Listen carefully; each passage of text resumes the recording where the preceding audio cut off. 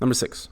I love this one. I hope you work yourself to bits and pieces, struggling to stitch them back together.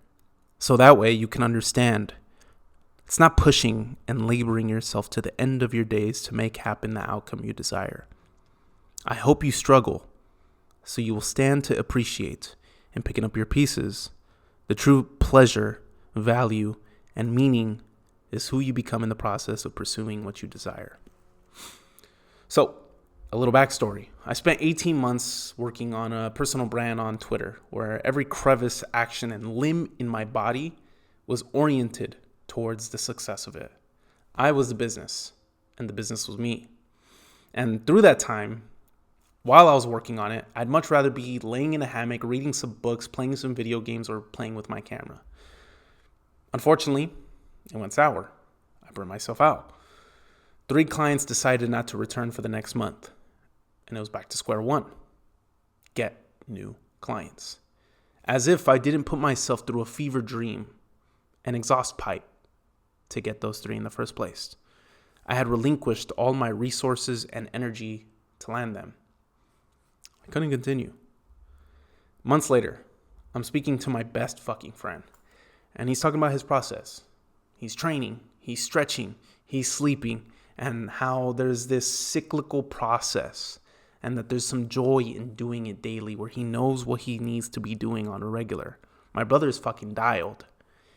And hearing about his efforts, his attachment to the process, his cyclical routine of doing the same things, eating the same food, and doing the same training sounded like pure heaven to me. When you're amid the process, you'd rather be out of it. But when you're out of it, you trade anything to be back in it. And the question arises, would you rather spend your life in a process of developing, refining, and improving towards a goal? Or would you rather spend your life out of a process and not work towards something meaningful by your own crafting? In some ways, I think we can cultivate a life where we're working towards a life we desire while present, grounded, and grateful for what we have, not in spite of what we don't have. This is something that praying and meditating and building a relationship with God and, going to church and journaling all helps me with. However, when we look back and we reflect on our life, what will we want to say?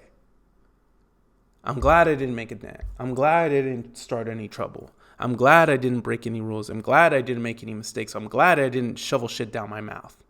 Or, would we prefer to say, I did stupid stuff. I made mistakes.